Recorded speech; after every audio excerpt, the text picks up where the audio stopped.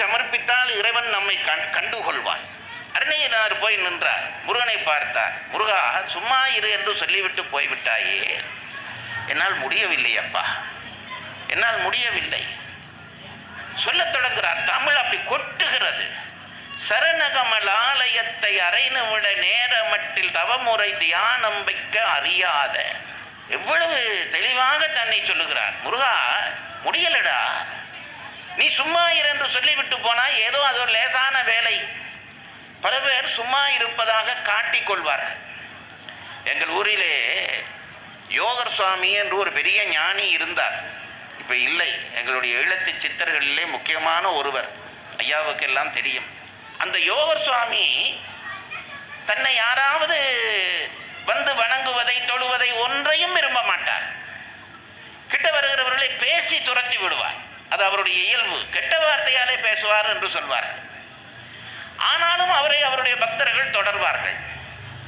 மாலையிலே ஒரு சின்ன மரக்கட்டில், அந்த கட்டிலே ஏறி பேசாமல் அவர் கண்ணை மூடி உட்கார்ந்திருப்பார். உட்கார்ந்திருந்தால் கீழே இருக்க பக்தர்கள் எல்லாம் என்ன செய்வார்கள், கீழே வந்து உட்கார்ந்து விடுவார்கள்.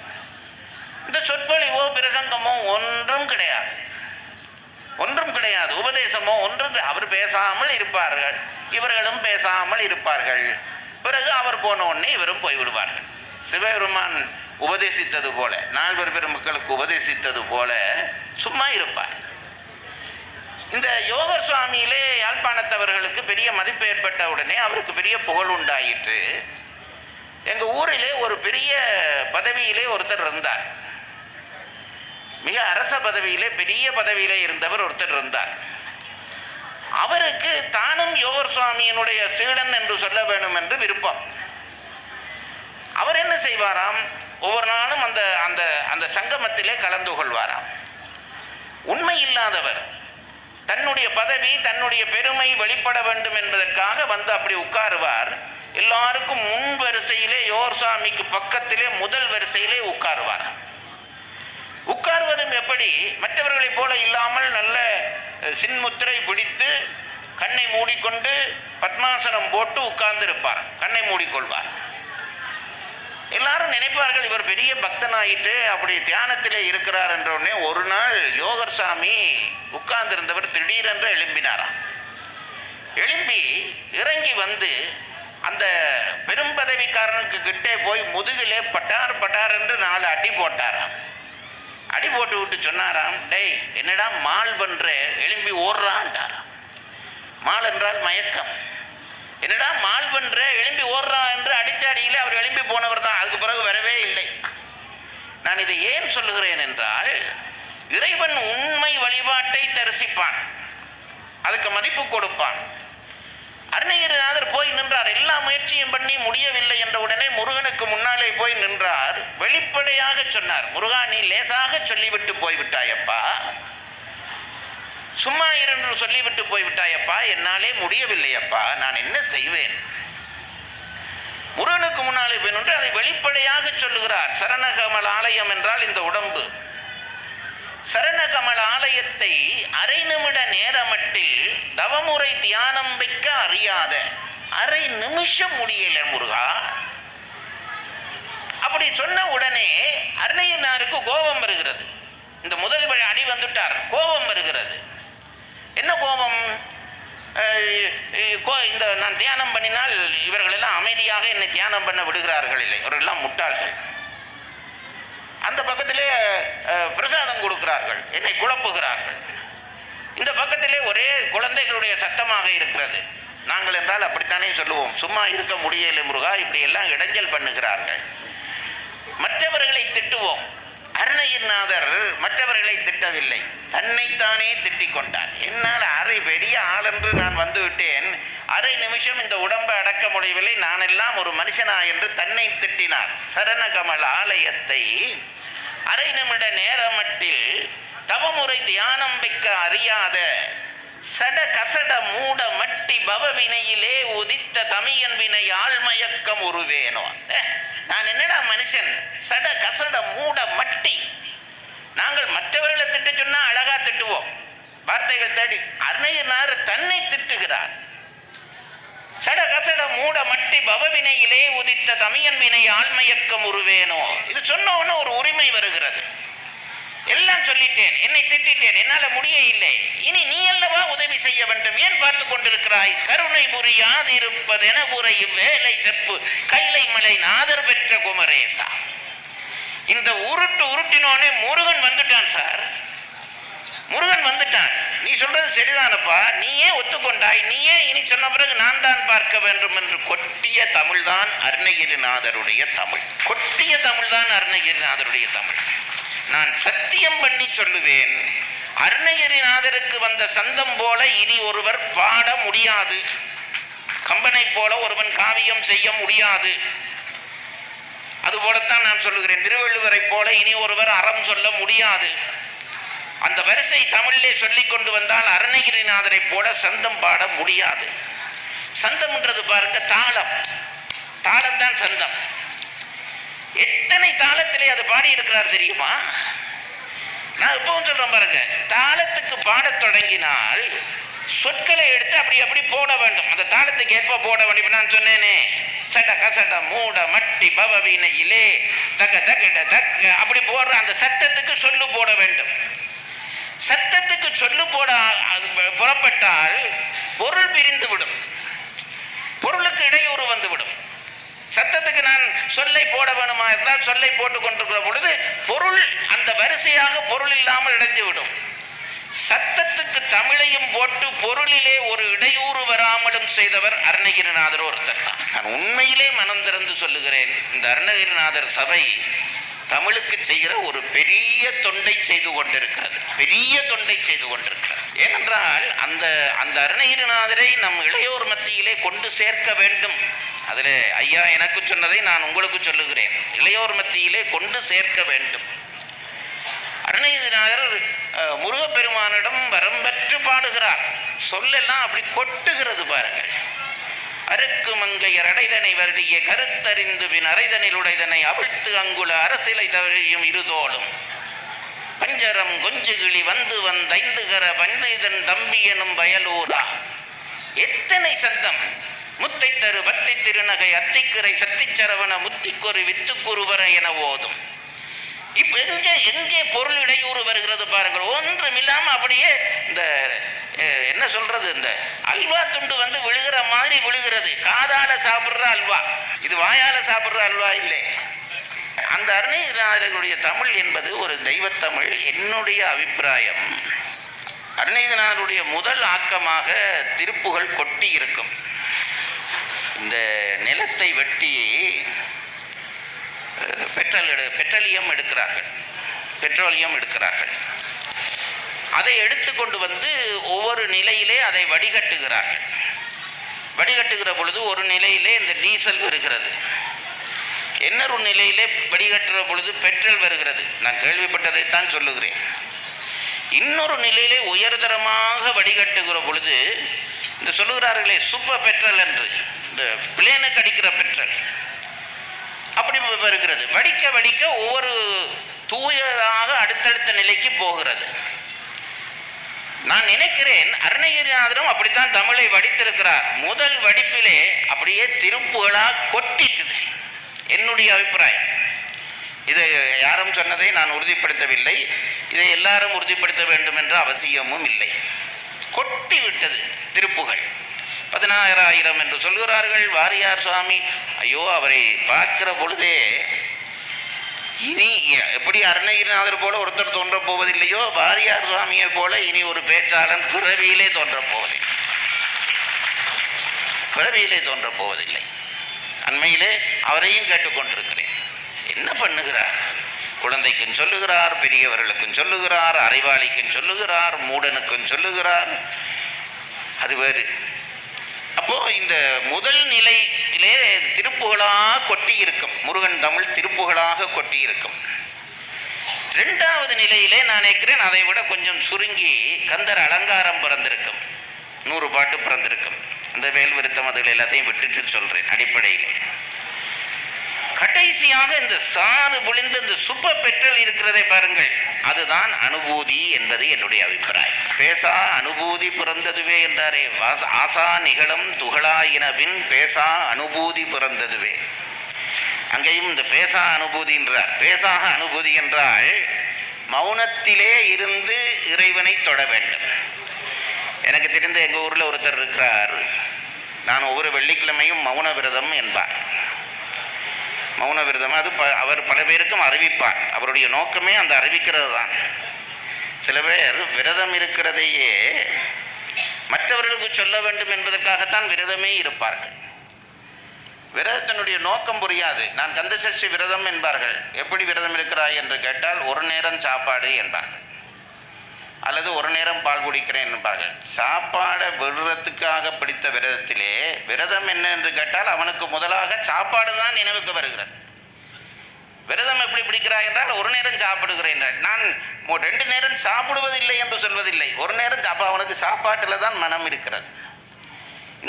இந்த நான் சொன்ன இந்த மௌன விரதம் இருக்கிறவர் என்ன பண்ணுவார் என்றால் வெள்ளிக்கிழமையிலே ஒரு பெரிய பேப்பர் எடுத்து வச்சுக்கொள்வார், பேனை வச்சுக்கொள்வார். அன்றைக்கு முழுக்க எல்லாருக்கும் எழுதி காட்டுவார். எனக்கு சாப்பாடு கொண்டா, காப்பி கொண்டு வா, காப்பி நல்லா இல்லை, சாப்பாட்டில் உப்பில்லை, எல்லாம் எழுதி ஒரு புஸ்தகம் அடிக்கிற அளவுக்கு புஸ்தகம் சேர்த்துருவார் ஒவ்வொரு நாளும். கேட்டால் சொல்வார் மௌன விரதம் என்று. இது மௌன விரதம் இல்லை. மௌன விரதம் என்றால் எப்படி என்றால் எண்ணம் அடங்க வேண்டும். மௌனம் என்பது ஞான வரம்பு என்று நம் பெரியவர்கள் சொன்னார்களே. மௌனம் என்பது வாயை மூடிக்கொண்டிருப்பதல்ல, நம் கருத்தை மூடுவது. எண்ணங்கள் மூடப்பட வேண்டும். எண்ணங்கள் மூடினால் பேப்பரில் எழுத வேண்டிய தேவை கூட இல்லை. அது பல பேருக்கு புரிவதில்லை. ஒன்றும் எழுத எண்ணங்களே இல்லை, அதுக்கு பேர் தான் மௌன விரதம். அருணகிரிநாதர் இந்த 2 எல்லை தொட்டுவிட்டு அனுபூதிக்கு வருகிறார். அவரே சொல்லுகிறார், ஆசா நிகழும் துகளாயின பின். எவனுக்கு பேசா நிலை வரும் என்றால் ஆசைகள் அறுபட வேண்டும். ஆசைகள் இருக்க மட்டும் பேசாமல் இருக்க முடியாது. இருப்பதாக காட்டுவது பொய். அந்த பொய்யை தயவு செய்து செய்யாதீர்கள். ஆசையை அறுத்தவனுக்குத்தான் வார்த்தை நிற்கும். அதை நாம் புரிந்து கொள்ள வேண்டும். அதை அருணகிரிநாதர் சொல்லுகிறார், ஆசா நிகழும் துகளாயின பின் பேசா அனுபூதி பிறந்ததுவே. அப்படியே அருணகிரிநாதரிடம் சாறு பிழிந்து வந்ததுதான் இந்த கந்தர் அனுபூதி. அதிலே தான் ஒரு அடியை பற்றி இன்றைக்கு உங்களுக்கு சொல்லிவிட்டு போக வந்திருக்கிறேன். கந்தர் அனுபூதியை அருணகிரிநாதர் எங்கிருந்து பாடினார் என்று கேட்கிற பொழுது அதற்கு ஒரு கதை வைத்திருக்கிறார்கள். இந்த கதைகள் எல்லாம் பொய்யா மெய்யா ஒருவருக்கும் தெரியாது. பொய் என்று நினைப்பதை விட மெய்யென்று நினைப்பது நல்லது. அதான் என்னுடைய அபிப்பிராயம். இந்த கதை பொய் என்று சொல்லி போட்டு போவதற்கு என்ன உனக்கு ஒரு புத்திசாலித்தனமா வேண்டும்? பெரியவர்கள் சொல்லி வைத்து விட்டு போயிருக்கிறார்கள். இன்று வரைக்கும் அந்த கதைகள் நிற்கிறது என்றால் அதற்குள்ளே ஏதோ ஒன்று இருக்கிறது. அதை புரிந்து கொள்ள முடியாவிட்டால் நீ என்ன மனிதன், நீ என்ன பக்தன்? என்ன கதை? சம்பந்தாண்டான் என்பவரோடு போட்டி, இவர் அந்த உடம்பை விட்டு போகிறார், கூடு விட்டு கூடு பாய்கிற வித்தை. இதெல்லாம் உங்களுக்கு எத்தனை மேடை பார்த்து விட்டீர்கள். நான் அந்த கதையில மினக்கடவில்லை. கிளியாக மாறுகிற பொழுது இவருடைய உடம்பை தகனம் பண்ணி விடுகிறார்கள். அருணகிரிநாதர் முருகன் தோளிலே போய் கிளியாக இருக்கிறார். அப்படி கிளியாக முருகன் தோளிலே இருந்து பாடப்பட்டதுதான் அனுபூதி என்பது நம் மூதாதையர்கள் வழி வழியாக சொல்லி வருகிற செய்தி. இப்போ ஒரு உண்மை சொல்ல போகிறேன். இந்த கிளிக்கு ஒரு குணம் இருக்கிறது பாருங்கள். கிளிக்கு ஒரு குணம் இருக்கிறது. பறவைகளுக்குள்ளே பேசும் சக்தி உடையது என்று கிளியை சொல்வார். ஆனால் அது என்ன, பிஏ படித்து எம்ஏ படித்து டாக்டரேட் படித்து பேசுமா? இல்லாட்டி கிளியை கூப்பிட்டு அருணகிரிநாதர் விழாவிலே 1 மணி நேரம் பேசென்றால் கிளி பேசுமா? கிளிக்கு யாராவது சொல்லி கொடுத்தால் அதை பேசும். அதுதான் கிளியினுடைய இயல்பு. அருணகிரிநாதர் முருகனுடைய தோளிலே கிளிவடிவாக இருந்து கந்தர் அனுபூதியை பாடினார் என்றால் அது அவர் பாடவில்லை, முருகன் சொன்னதை அவர் பாடினார் என்று நாங்கள் எடுத்துக்கொள்ள வேண்டும். முருகன் சொன்னதை, பரம்பொருள் சொன்னதை அவர் கிளியாக இருந்து கேட்டுவிட்டு நமக்கு சொல்லி இருக்கிறார். கிளிக்கு அந்த ஒரு குணம் இருக்கிறது அல்லவா, கேட்டதை சொல்லும். வயலூர் படிக்கிற பொழுது அருணகிரிநாதரே படிக்கிறார். நான் முன்னமே சொன்னேனே, வயலூருக்கு போகிறவர்கள் எல்லாம் போகிற பொழுது பிள்ளையாருடைய ஐங்கரன் தம்பியே, ஐங்கரன் முருகா, ஐங்கரன் எல்லாம் பிள்ளையாரையும் முருகனையும் தொடர்புபடுத்தி பாராட்டி கொண்டு அதை போகிறார்களாம். அந்த ஊரில் இருக்கிற கிளிகள் எல்லாம் அதை கேட்கிறதாம். கேட்டு அந்த ஊரில் இருக்கிற கிளிகள் எல்லாம் சும்மாவே சொல்லுமாம், பஞ்சரம் கொஞ்சு கிளி வந்து வந்த 5 கர பண்டிதன் தம்பி எனும் வயலூரா. அந்த கிளிகளே சொல்லுமாம், பண்டிதன் தம்பி வயலூரா, 5 கர பண்டிதன் தம்பி. அதுவா சொல்றது இல்லை, அந்த பக்தர்கள் சொன்னதை கேட்டு அதுவும் சொல்ல தொடங்கி விடுமா. அதுபோல முருகன் சொன்ன செய்தியை கேட்டு அருணகிரிநாதர் கிளிரூபமாக இருந்து சொன்னதுதான் கந்தர் அனுபூதி. திருப்புகளை முழுமையாக படிக்கிற சக்தி உங்களுக்கு எல்லாம் இருக்குமோ தெரியவில்லை, முடிந்த அளவு படிக்க வேண்டும். அலங்காரம் கூட 100 பாடல், அனுபூதி 51 பாடல் தான். 51ம் 51 மந்திர அச்சரத்தினுடைய வெளிப்பாடு, அதை புரிந்து கொள்ள வேண்டும். அந்த 51 பாடலையும் நீங்கள் அன்றாடம் ஓத வேண்டும். அருணகிரிநாதர் விழாவில் கலந்து கொண்டதனுடைய பயன் இருக்கும் என்றால் நாளைக்கே கந்தர் அனுபூதி நூல் ஒன்றை வாங்கி படிக்க தொடங்கிவிட வேண்டும். அதில் இருந்து தொடங்க வேணும். 51 படித்து அது மனனமான உடனே 100 படித்து அது படித்த உடனே திருப்புகழ் முழுவதும் பாடம் செய்ய தொடங்க வேண்டும். அந்த ஒரு தமிழ் நம்மை முருகனிடம் கொண்டு போய் சேர்த்துவிடும். அதிலே அந்த 51 பாடலிலே ஒரு பாடல் தான் நான் இன்றைக்கு சொல்ல விளைந்த பாடல். பெரிய தத்துவ ரகசியங்களை எல்லாம் சொல்லிவிட்டு போய்விட்டார் அருணகிரிநாதர். அதிலே ஒரு பாடல், குறியை குறியாது குறித்தறியும் நெறியை தனி வேலை நிகழ்த்திடலும் செறிவற்றுலகோடுரை சிந்தையுமற்று அறிவற்று அறியாமையும் அற்றதுவே. அதுதான் இன்றைய என்னுடைய தலைப்பு, அறிவற்று அறியாமையும் அற்றதுவே. நம்முடைய சமயம் மிக ஆழமான சமயம். அந்த சமயத்தினுடைய ஆழங்களிலே ஒன்றை அந்த பாட்டினுடைய முதல் அடியில் சொல்லுகிறார். முதல் அடியில் என்ன சொன்னார் தெரியுமா? குறியை குறியாது குறித்தறியும் நெறி. இது ஒன்று சரியா விளங்கினா போதும், கடவுள்கிட்ட போயிடலாம். எங்க சைவ கோயிலில் இத்தனை கோபுரம், இத்தனை வாசல், இத்தனை தெய்வங்கள், இந்த நந்தி, அந்த 1000 மண்டபம், இது எல்லாம் அந்த கோயிலில் நந்தி பலிபீடம், இதெல்லாம் என்னத்துக்கு சார்? இதெல்லாம் பார்த்து பல பேர் அதிலேயே நிற்கிறான். நந்தினா நந்தியிலேயே நிற்கிறான், பலிபீடத்திலேயே நிற்கிறான், கோபுரம்னா கோபுரத்திலேயே நிற்கிறான். இதெல்லாம் ஒரு குறியே தவிர இது அல்ல விடயம். இப்போ இப்படி ஒரு பலகை போட்டிருக்கிறார்கள், சென்னைக்கு போகும் வழி, சென்னைக்கு போகணும்னு போட் போட்டிருக்கான். அதுவா சென்னை? அது சென்னையை காட்டுகிற ஒரு குறி, அவ்வளவுதான். அதை பிடிச்சு நீ அங்கே போக வேணும். அதுலேயே பிடிச்சி எனக்கு ரொம்ப பிடிச்சது சார், சென்னைக்கு கீழே நான் நிற்கிறேன் என்று யாராவது ஒரு முட்டாள் நிற்பானா? நம் சமயத்திலும் அப்படித்தான், ஒவ்வொன்றும் ஒவ்வொரு குறியீடு. ஊரில் ஒன்று சொல்வார்கள், அது சமய நூல்களிலே எழுதுகிறார்கள், லிங்கத்துக்கும் நந்திக்கும் குறுக்க போகப்படாது, லிங்கத்துக்கும் நந்திக்கும் குறுக்க போகப்படாது. பிரதோஷ நாட்களிலே நந்தியினுடைய 2 கொம்புக்கு நடுவாலே சிவனை தரிசிக்க வேண்டும். இன்னொன்று அவன் சண்டை பிடிக்கிறான், தள்ளுடா நான் அந்த கொம்புக்குள்ளால ஒரு தடவை லிங்கத்தை பார்க்க வேணும்ங்கிறான். வேற ஒரு செல்வத்தன் சொல்கிறான், ஒரு உள்ள குறுக்கால போனதை கண்டு ஐயோ குறுக்க போயிட்டியே என்கிறான். இது குறியை மட்டும் பற்றி கொண்டு நிற்கிற நிலை. நம்முடைய கோயிலில் வைக்கிற நந்திக்கு என்ன அடையாளம் தெரியுமா? அதுக்கு என்ன குறி தெரியுமா? நந்தி என்பது தர்மத்தின் குறியீடு. அதற்கு அறவிடை என்றே பெயர். சிவபெருமான் நந்தியிலே வருகிறார் என்று புராணங்கள் எழுதுகிறது. என்ன அப்படின்னா என்ன அர்த்தம்? சிவபெருமான் தர்மத்தில் தான் வருவான், தர்மம் இல்லாத இடத்திலே சிவன் வரமாட்டான். நந்தி என்பது தர்மத்தின் குறியீடு என்று சொல்கிறோமே, அதை நேரா சிவனுக்கு முன்னால வச்சிருக்கிறோம். சிவனுக்கு முன்னால வச்சிருக்கோம். என்ன தெரியுமா? தர்மத்தின் பார்வையில் தான் இறைவன் இருப்பான். தர்மத்தின் பார்வையிலே தான் இறைவன் இருப்பான். அதான் நந்திக்கு முன்னாலே. நந்தி அப்படியே சிவனை பார்த்தபடியே இருக்கும், தர்மம் சிவனை பார்த்தபடியே இருக்கும். ஒருத்தருக்கும் அது அசைஞ்சு கொடுக்காது, ஒரே ஒருத்தருக்கு மட்டும் அசைஞ்சு கொடுத்தது. ஒரே ஒருத்தருக்கு திருநாரையூரில் அசைஞ்சு கொடுத்ததா சொல்லுகிறார்கள். சிவபெருமான் செய்த சலுகை. ஏன்னா அவனை கோயிலுக்குள்ள விடுறான் இல்லை, டேய் நீ விட மாட்டியா, நான் அவனுக்கு காட்சி கொடுக்கிறேன், நந்தி தள்ளுண்டா. நமக்கு யாருக்கும் கிடைக்காத சலுகை. இந்த நந்திக்கும் சிவனுக்கும் குறுக்க போவது பாவம் என்று சொன்னார்களே, என்ன தெரியுமா? தர்மத்துக்கும் இறைவனுக்கும் இடையிலே குறுக்க போகாதே.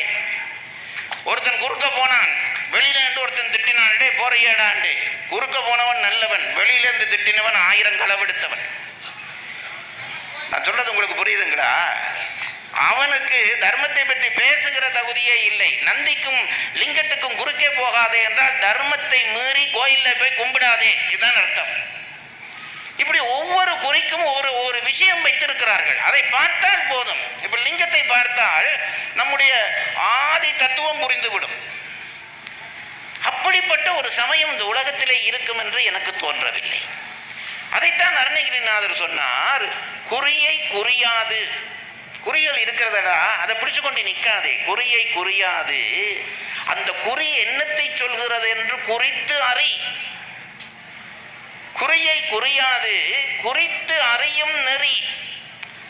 நீ அதை பிடிச்சு கொண்டிருக்காதே, அது என்னத்துக்கு வச்சது என்பதை கண்டுபிடித்து அந்த பாதையை கண்டுபிடி. குறியை குறியாது குறித்து அறியும் நெறியை தனி வேலை நிகழ்த்திடலும். முருகன் தந்துட்டாண்டா அது உனக்கு வந்துருண்டா. செறிவற்று உலகோடு உரை சிந்தையுமற்று. முருகன் அதை மட்டும் தந்துட்டான்டா. குறிக்குள்ளாலே அவன் என்ன சொல்ல வருகிறான் என்று நீ புரிய வேணும். நீயா புரிய முடியாது, முருகனுடைய கருணை இருந்தால் புரிஞ்சிடும். புரிந்து விட்டால் செறிவற்று உலகோடுரை சிந்தையுமற்று. அதுக்கு சொன்னார் பாருங்க ஒரு அடி. எனக்கு நான் அதை படிச்சுட்டு திகைத்து இருக்கிறேன். அது விளங்க எனக்கு எத்தனையோ வருஷமாச்சு. என்னதுன்னா சொன்னார், அறிவற்று அறியாமையும் அற்றதுவே. ஒருவரை பார்த்து இவர் அறிவாளி சொல்லலாமா இல்லையா? சொல்லலாம். இன்னொருவரை பார்த்து இவர் மூடன் அறிவில்லாதவர் சொல்லலாமா இல்லையா? சொல்லலாம். இவருக்கு அறிவும் இல்லை, அறிவின்மையும் இல்லை. அப்படி ஒருத்தரை காட்டுங்க பார்க்கலாம். ஒருத்தரிடம் அறிவும் இல்லை, அறிவின்மையும் இல்லை. இங்க பாருங்க, இருட்டு இல்லை என்றா ஒளி வந்துடும், ஒளி இல்லை என்றா இருட்டு வந்துடும். உண்மையா இல்லையா? நாங்க எங்களுடைய அபிப்பிராயத்தைப்படி அதையே சித்தாந்திகள் மறுக்கிறார்கள். ஒளியினுடைய இன்மை அல்ல இருள். ஒளியினுடைய இன்மை. இப்ப எங்க அபிப்பிராயம் என்ன? ஒளி இல்லாமல் போனால் இருள் வரும், அப்படித்தானே நாங்க நினைச்சு கொண்டிருக்கிறோம். சிவஞான மாபாடியத்திலே சிவஞான முனிவர் என்ன சொன்னார் தெரியுமா?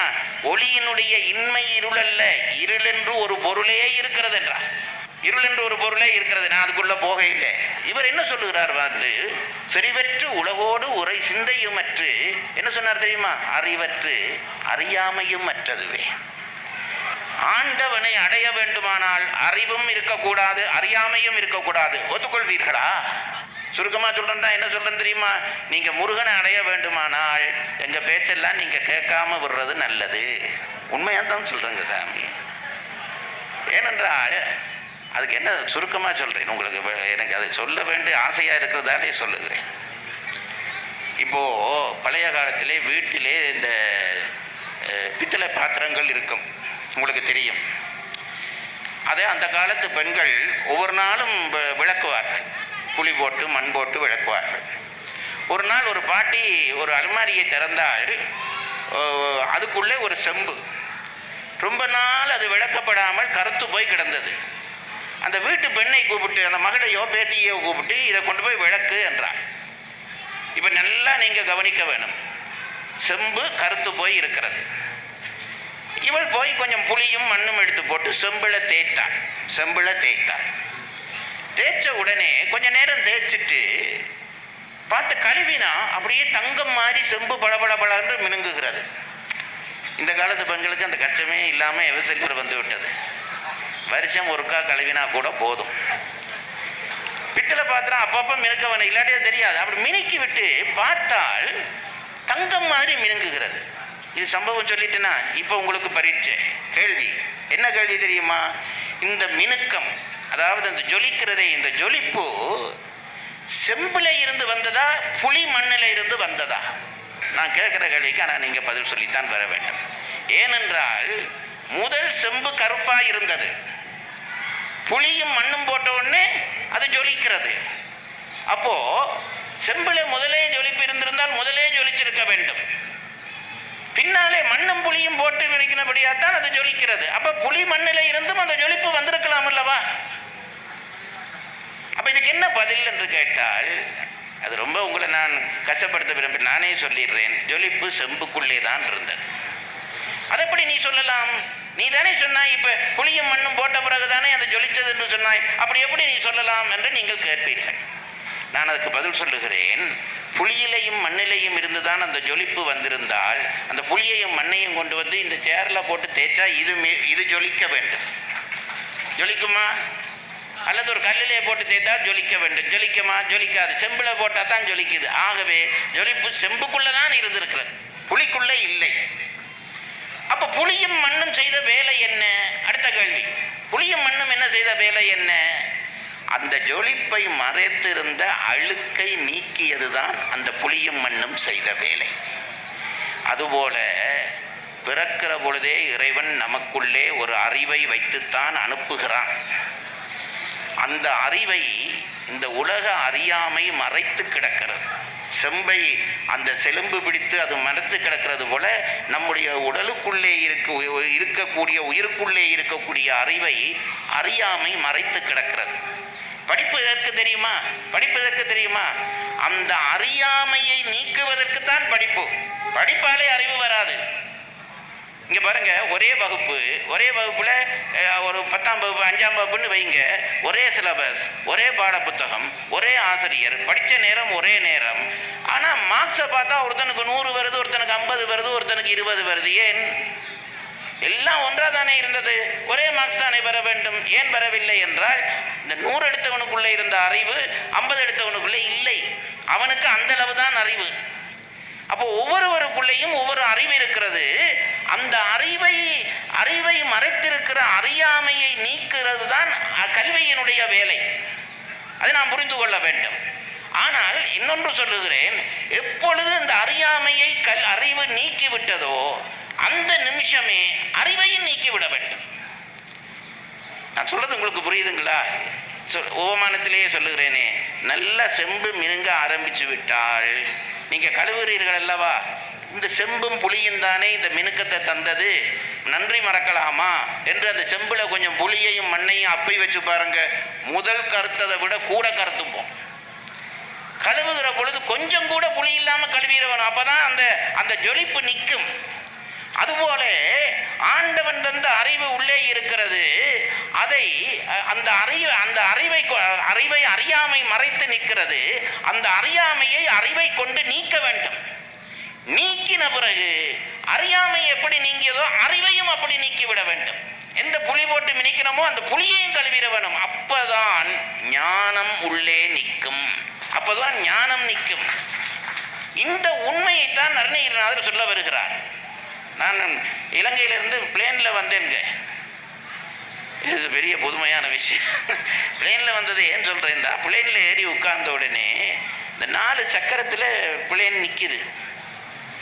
வேகமாக 3 சக்கரத்தில் வேகமாக ஓடுது. ஓடி ஓடி ஓடி ரொம்ப வேகம் பிடிச்ச உடனே பிளேன் ஆகாயத்தில் எழும்புது. எழும்பினோன்னு அது செய்கிற முதல் வேலை என்ன தெரியுமோ? இந்த சக்கரத்தை உள்ளே இழுத்து கொள்ளும். அப்படி இழுக்காட்டி நாம் எல்லாரும் கீழே வந்துட வேணும். அதுபோலத்தான் அறியாமை நீங்கின உடனே அறிவும் நீங்கிட வேண்டும். இல்லாவிட்டால் 2 சேர்ந்து தொப்புன்று விழுந்து விடுவோம். நான் எப்போதும் சொல்கிறேன் பாருங்க, ஆணவம் தான் நம்மை மறைத்து நிற்கிறது என்று சொல்கிறோமே, ஆணவத்தினுடைய முழு வீச்சு நமக்குள்ளே எங்கே இருக்கிறது தெரியுமா? ஆணவத்தினுடைய முழு வீச்சு நம்முடைய அறிவு தான். ஆணவத்தினுடைய முழு வீச்சு. எவனையும் பார்த்து உனக்கு பணம் இருக்கிறதா என்று கேட்டு பாருங்கள், கோபிக்க மாட்டான். உனக்கு வீரம் இருக்கிறதா என்று கேட்டு பாருங்கள், கோபிக்க மாட்டான். உனக்கு அறிவு இருக்கிறதா என்று கேட்டு பாருங்கள், அடிக்க வருவான். ஏன்னா அங்கதான் நம்முடைய ஆணவம் கூர்மை பெற்று நிற்கிறது. அந்த ஆணவ கூர்மை அறிவிலே இருக்கிறபடியால் அதுதான் அறியாமையை நீக்கவும் முடியும். அது நின்றால் அதுவே அறியாமை ஆகவும் முடியும். நான் எப்பவும் சொல்றது இதைத்தான் பாருங்க. எங்கள் ஊரில் ஒரு தோட்டக்காரன் இருந்தான். இதோட முடியுது. தோட்டக்காரன் இருந்தான். அவன் நான் அப்போ தான் அந்த ஊருக்கு போயிருக்கிறேன். அவன் ஒரு பம்பு செட்டை இழுத்து கொண்டு போகிறான் கிணத்தடிக்கு. என்னப்பா இது என்னப்பான்னு கேட்டேன். தோட்டத்துக்கு தண்ணி இறைக்க போகிறேன் என்றான். அப்படியா, எதால இறைக்க போகிறேன்? இந்த மெஷினால் தான் இறைக்க போகிறேன் என்றான் அவன். இது எப்படி இந்த மெஷின் இருக்கு? அந்த மெஷினை பார்த்தா இப்படி ஒரு பைப் தள்ளி கொண்டு நிற்குது, ஒரு பைப் ரோல் கொண்டு போகிறான். நான் போய் பார்ப்போம் என்று அவனுக்கு பின்னாலே போனேன். ஒரு கிணறு, அந்த கிணத்துல இவன் அந்த மெஷினை பக்கத்தில் வச்சுட்டு ஒரு பெரிய பைப்பை அதில் பூட்டி அந்த கிணத்துக்குள்ளே அந்த பைப்பை விட்டான். விட்டால் நான் அந்த வாசலையே பார்க்கிறேன், இது விட்ட உடனே தண்ணி பாய போகுது என்று. அவன் விட்டுட்டு ஒரு பக்கெட் எடுத்து கிணத்துலேயே தண்ணி அள்ளி அந்த அந்த பம்பு செட்டுக்குள்ளே இவன் தண்ணி விடுறான். இது இறைக்கும் என்று சொன்னவன் இதுக்கு தண்ணி இறைக்கிறான். என்னடா இது தண்ணி இறைக்கும் என்று சொன்னீங்க, இப்போ இதுக்கு தண்ணி இறைக்கணும்னு கொஞ்சம் பொறு தம்பி விட்டு ஒரு கயிறை சுற்றி ஒரு இழுத்தான் பாருங்க. இழுத்த உடனே தண்ணி பாய தொடங்கிச்சு. அதில் என்ன ஒரு சுவை தெரியுமா?